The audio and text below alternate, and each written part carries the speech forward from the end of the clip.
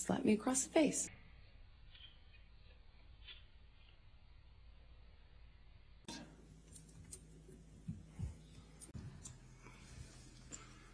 I just stared at him. I'm an adult. What are you doing? You're crazy. I just stared at him because I didn't know what else to do.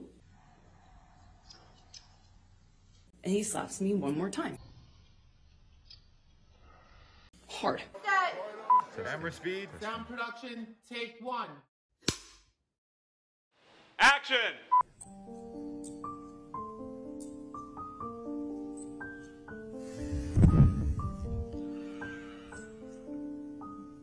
I lose my balance. At this point, we're sitting next to each other on the edge of the couch, or I was on the edge of the couch.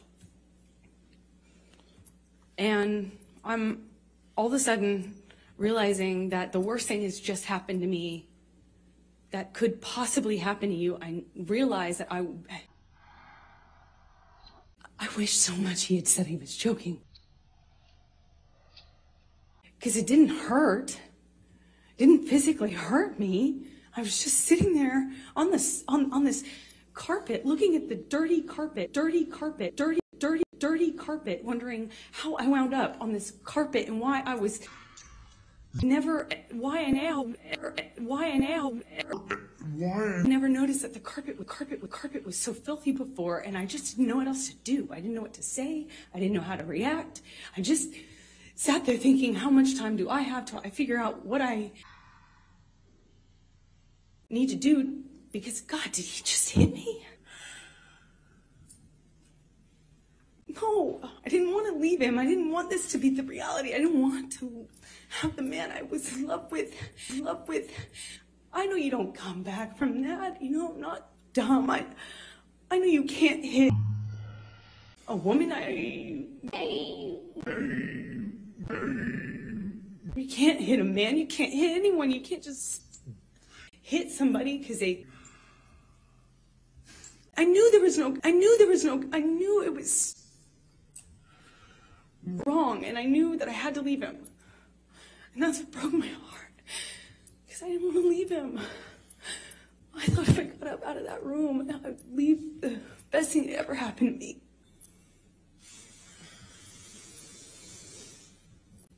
And I wish I could sit here and say I stood up and I walked out of that house and I drew a line and I stood up for myself. But I was just looking at the dirty carpet, trying to will myself to get up, to walk out of the door because I knew I needed to. And I really slowly, I stood up and I remember looking at him in the eye and just looking at him, frankly, because I didn't know what else to do. And before I know it, he starts crying. And, you know, like, I had never seen an adult man cry. I didn't even really see my dad cry at my grandma's funeral. You know, it's weird. And he's crying. Tears, I mean, just falling out of his eyes. He gets down on his knees and he grabs my hands and he's touching my hands and he's saying to me, I will never do that again. I'm so sorry, baby. I put the fucker away. I thought I killed it and it's done. I thought I put the monster away and I've done it before. It's done. None. But on his knees. And I didn't have words. I didn't know what to say. I just remember thinking that it was just, he was crying. He seemed so sorry, but I knew I couldn't just forgive him because right? That means it will happen again, no? You know, like I've seen the health class videos, like everyone else. And I got up in my car. I walked to the car. I didn't say anything. I made a point to not say, oh, it's okay, or anything like that. I just didn't say anything. I got up. I I went to the car, I sat in my car, I sat in my car, I went to the car, I sat in my car, I sat in my car, and I felt like I sat there forever. I didn't want to turn the key. I just leaned my head up against the window, and I remember just seeing my breath on the windshield, you know, on the glass of the window of the door. Just seeing my breath and trying to will myself to have the strength to know what I should do in this moment, because I was heartbroken. And I sat there for a long time, and I eventually turned the key and turned the key and turned the key and turned the key and turned the key and turned the key and turned the key and turned the key and drove home.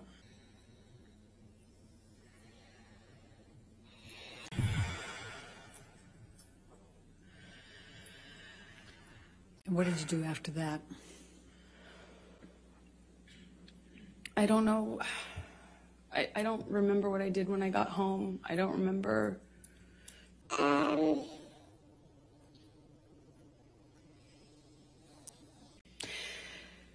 I went to my therapist. Her. Objection, hearsay.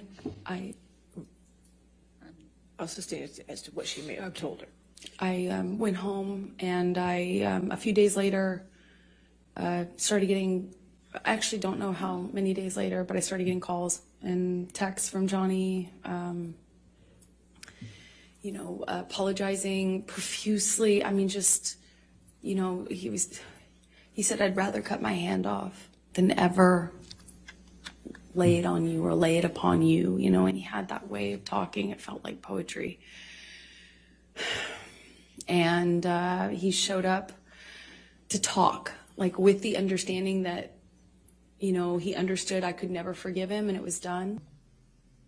So I felt kind of safe in saying, okay, let's have a talk, or, you know, yeah, we'll talk. I think you know, I know I just wanted to see him, and he comes over, brings me gifts. He brought me couple cases, actually, of that Vega Sicilia wine that we've heard about, which is a really nice, expensive wine that I could never, at that time, dream of affording, you know. And we talk, and he tells me that he had put this thing away, that I could trust him, that it would never happen again. Of course, it would never happen again. That he had put this thing away. He had killed the fucker, is what he said to me over and over again. I put that fucker away. I killed that monster. I'll kill it again. It's done. I'll never lay a hand on you again. And I wanted to believe him, so I chose to. Chose to stay in the relationship?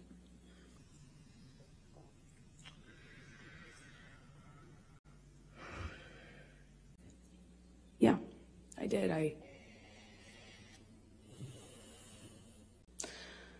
I believed it, but, you know, I believed it wouldn't. I believed that there was a line he wouldn't cross again, and that was it.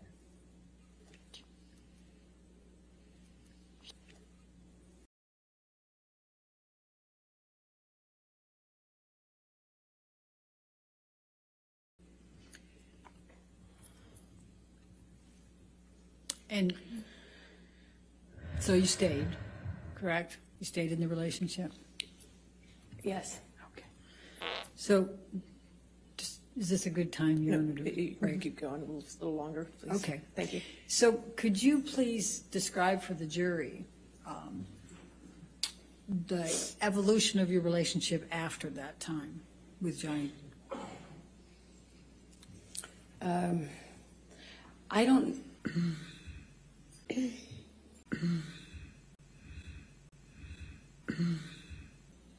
I don't know how long it was until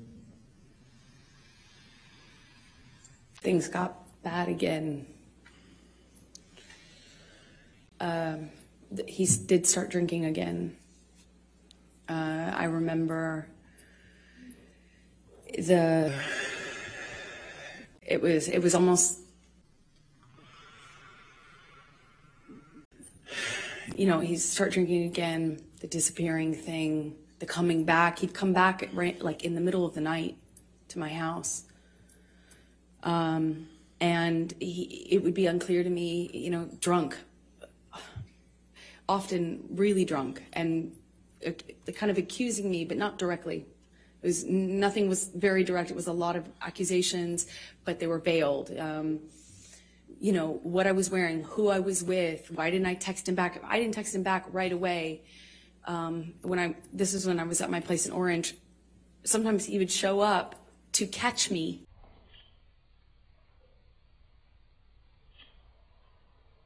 Like that was a pretext for coming over, and by the time we were done talking, I would have thought I had convinced him that I loved him, that I only loved him, there was no one else, and then that we were back in an upswing and would go back to good, loving, like sick, romantic love, like kind, sweet, velvety love. And then it would be something I said, why did you say it that way? You know, if I had to leave for an audition, I could guarantee that when couldn't guarantee, but 2 of those in a row, and when I came back, he was angry at me. You know, and I wouldn't necessarily know why. And then he started accusing me of things, probably, like, at first it was indirect, and then it became really direct. Then the punching of the walls next to my head, which is a constant at that time in 2012 when he was drinking. Eventually that became, you know, him accusing me of cheating. I'd defend myself. I'd say, you know, that's crazy. You're wrong. I would never. The normal things. And it would escalate to the point where he would push me or shove me down, and then I'd get back up. And this happened several times. That's why it's not more specific, I suppose. When I'd get back up, I'd look him in the eye. I made a point of getting up and looking him in the eye. It's my way of defending myself at that time. And I'd look at him, and I'd look at him, and he'd ask me if I wanted to go again, and shove me back down. Eventually, he just hit me. Remember, he hit me in the face when I denied having an affair with my ex-wife, my ex-partner at the time. And he said he had proof. I denied it. And I was walking out of the bedroom, slapped me across the face. I turned to look at him, and I said, Johnny, you hit me. You just hit me. You just hit me. Johnny, you hit me. Johnny, you hit me. You just hit me. I'm going to ask you, Michelle, can you bring up 1783, please? What number again, please? I'm sorry? What number? Defendants 1783? 1783, thank you.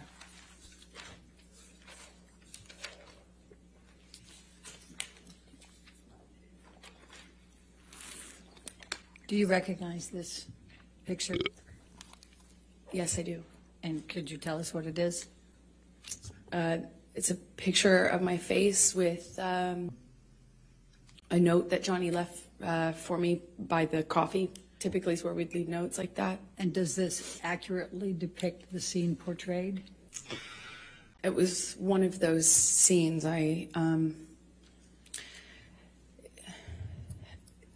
As embarrassing as it sounds now, I don't know which scene this came from. There was a lot. It escalated quickly, fast, and it became. Amber, let me ask it a different way. Thank you. Is this a picture of you? Is it an accurate picture of you? Yes. Your Honor, I'm going to move the admission of 1783. Your Honor, we have an objection. May we approach? Sure.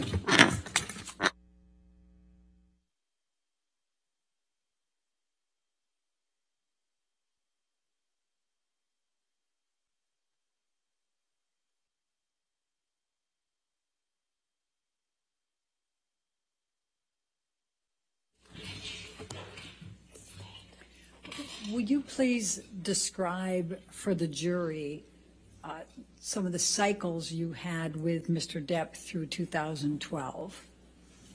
So in 2012, the violence was pretty, relative to what it became, pretty, slapping, backhanding. Well, it went from this eggshell kind of, you're walking on eggshells, nothing you're doing is kind of right, but you don't know what you're doing wrong. And then I was doing something wrong clearly, but it was unclear within the scope of an argument what I was defending myself against. So it would shift from a rumor he had heard that I was with a friend, or I had been photographed standing too close to a male person. That was a person I had had something with, and I was lying to him about, and it would be eggshells, accusations, and then he would explode. It started with throwing things, destroying the property, and screaming at me. I remember the screaming at me was the worst, because I kind of always felt like I had done, I had to defend myself. I had to tell him so he didn't think these things were true. And sometimes, he would shift accusations while I'm trying to dispel one accusation. He'd start another one, and nothing I could do to calm him down. It seemed like I'd walk away, and that would make it worse. I remember in my apartment in Orange, he would grab me by the hair, or he'd grab me by the arm, pull me into him, scream at me that way. He'd smash things around me, then he would smash things very close to me, and then he would just hit me. And it started with slapping, and it got to be like repetitive slaps where he'd hold me in a position and slap me multiple times in a row. Then it would be, eventually I later would either push him off of me, or I'd try to hit his hands away from me. I tried to, not in 2012 so much. At that time, I was mostly, my defense was, I'd go some other place. Like, I don't know how to describe that. It was, I'd focus on something else. I'd stand up, look at him, try to stand up to him that way. Later, I adopted other kind of strategies to deal with it. But at the time, in 2012, it was, he'd have this blowout, and then he would leave, disappear, and I'd be committed to not talking to him. I'm done with this relationship. I can't take it anymore. I said that so many times. And then he'd come back, clean and sober, telling me he had a chip. He didn't have any chips. He had a chip. Action! He didn't have any chips, but he would say, I've gone to meetings. I have a sober companion now. I'm doing this program. I'm reading this. I'm doing this. I'm reading this. I'm doing this. And he was done with drugs and alcohol for good this time. And he'd come back in my life, and with the combination of him being sober and having gone through this horrible thing where I felt like my heart ripped out of my chest, like a relationship ending is hard, I think, for anyone, but ending under that circumstance is really painful. And so when he'd come back, it would almost feel like a solution to that. And it would feel great, and we would be good again, and he'd be extra nice and extra apologetic and extra loving, and it would just, and we'd be back in the good bubble, warm glow. And eventually I'd get bored, and then I'd see him drinking again. When I started to get upset, noticing the pattern of the going with the drinking and drugs, then he started sneaking it. So it became less clear, and I'd have to look for clues as to what he was on. So I just knew how to react, Johnny on speed is very different from Johnny on opiates. Johnny on opiates, very different from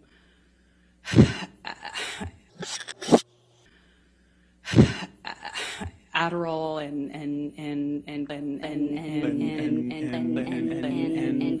and cocaine Johnny, which is very different from Quaaludes Johnny. But I had to get good at paying attention to the different versions of him. 2012, I was in the beginning stages of this, just learning these patterns. I was just learning that drinking kind of correlated with the violence. And did you confide in anyone about these issues you were having? I think she can Objection, say hearsay? I think she can say if she told anybody. As long as she doesn't say what she said. Right, right. So did you Tell anyone. Yes, I did. who did you tell? I told my therapist. I eventually told my mom. And let's go ahead and take a look at Defendant's Exhibit 150. 150.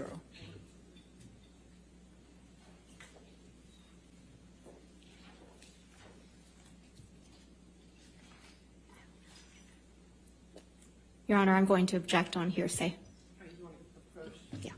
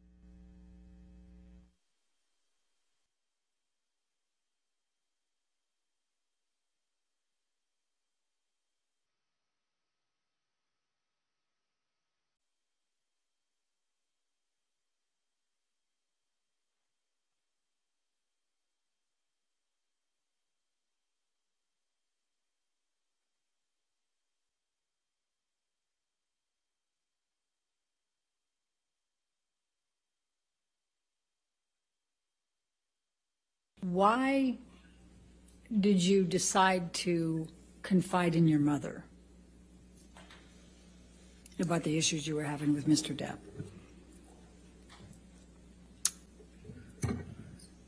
I think I felt safe talking to my mom because I knew that she understood these dynamics and she wouldn't judge me for staying with him, for loving him, even though this was happening and was happening to me. I knew she would understand. And when approximately did you start confiding in your mom about your issues with Mr. Depp and the physical abuse? Objection, hearsay, compound. I sustain as to compound. When did you start confiding in your mother about the abuse you were suffering at the hands of Mr. Depp? I was confiding in her from the very beginning about the abuse,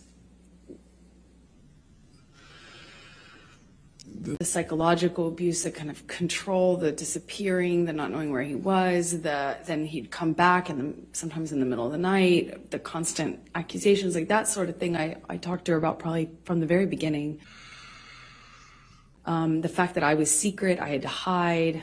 I couldn't tell any of my friends that I was with him for a long time because he told me everyone would blame me for the split with him and his partner. So I had to kind of sneak around and kind of get brought to his house, typically in a secretive way. And then he'd come to mine in a secretive way. And it was just all very, so very isolating. And I confided with her at the very beginning on that sort of thing, and then later opened up to her about some of the violence. I did it gently.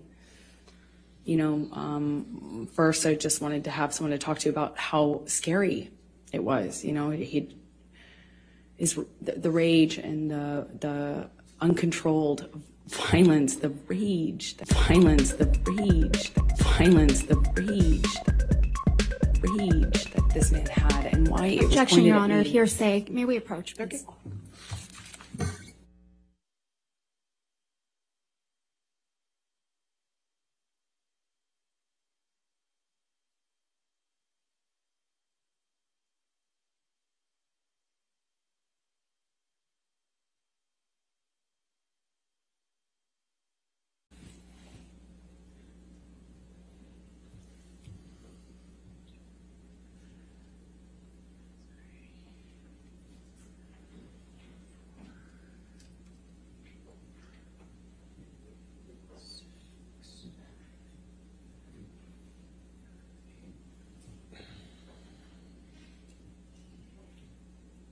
All right, thank you. Please be seated.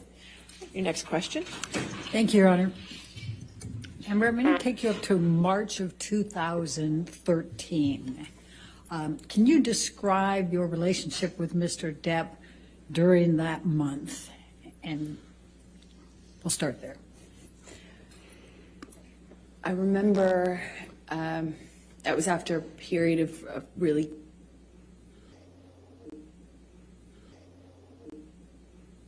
it was after a period of some peace, and then and sobriety. Johnny was sober, drinking Beck's, and my dad, who was struggling with alcohol and drug addiction at the time, had fallen off the wagon, and I remember he said, "Why don't we send a?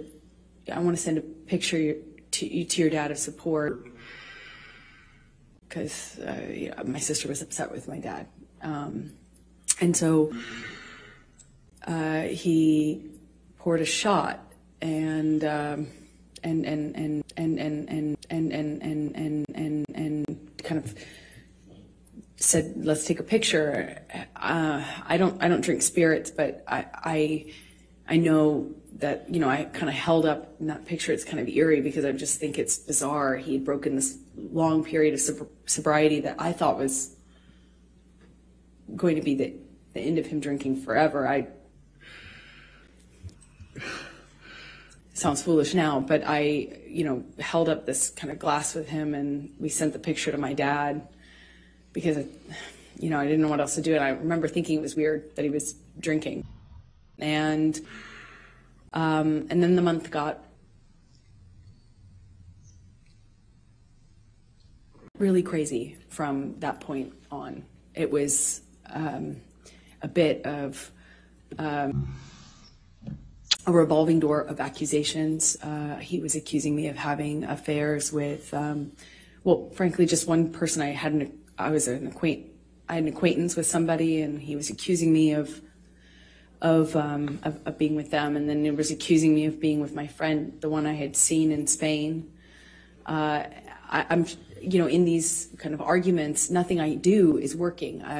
Walking out of the room is me leaving him, walking away from me. Hey, where are you going? I'm talking to you. That it went from that to pulling me in by my arm, still shouting about the accusations. I'm trying to diffuse the situation by trying to tell him I'm not sleeping with this person and I'm not sleeping with that person. And it was kind of, as soon as it seemed as though I had convinced him of one, there was somebody else he was sure I was sleeping with. And it was a revolving door at that time. A painting I had hanging on the wall, done by my ex, who's an artist. That was, one day he was convinced that was proof I was sleeping with her or having an affair with her. I didn't really love him, and all the while I'm madly in love with him and trying to convince him. So March started with this picture of him doing a shot, and he's kind of saying, "Let's send it to your dad to show support." And what I remember of March is just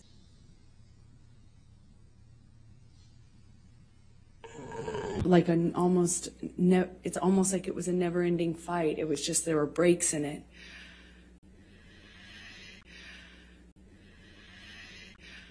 what kept me in it is because I kept waiting for the other shoe to drop, you know, the sobriety shoe, if you will. I kept waiting for him to get to the point where it's not supportable or anymore, and he's done with it and he's ready to get clean and sober again, because there commences a period of like pure joy. And it was one fight after the other, March. So let me start with the painting incident. Please tell the jury what happened on that particular incident with the painting. As I mentioned, the painting, which had been hanging there for months, one day he kind of stayed up doing cocaine, just drinking, doing cocaine, music, which is not in and of itself that weird in my relationship with Johnny at this point. You know, like he stays up and keeps weird hours and smokes and stuff.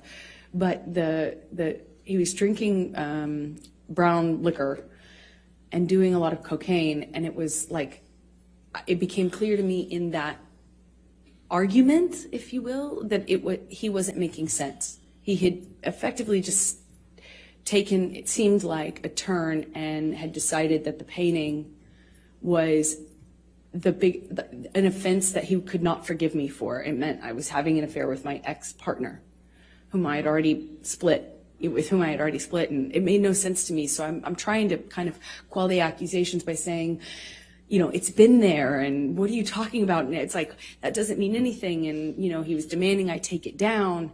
He eventually takes it down and tries to burn it, but it was unsuccessful, luckily, because he was not, he wasn't with one of those normal, what do you call them, fake lighters. He wasn't very successful at doing it while drinking, to the extent he was. But I remember it was this kind of ridiculous fight, like didn't feel like it needed to be an argument, but it seemed like nothing I could do, nothing I could say. I tried leaving. I left the room. I left the house. I eventually came back. It was like a whole night, an evening, a night, and then a morning of this. So this morning in particular, I think it was the 22nd of March. There were several incidents in March, though. But in this particular one, he had something to go to. He was filming with Keith Richards and Tom Waits. Well, let me, before you go into that part, let's pull up Defendant's Exhibit 161, which is already admitted into evidence, I believe, Your Honor. Yes, 161 with redactions. Thank you.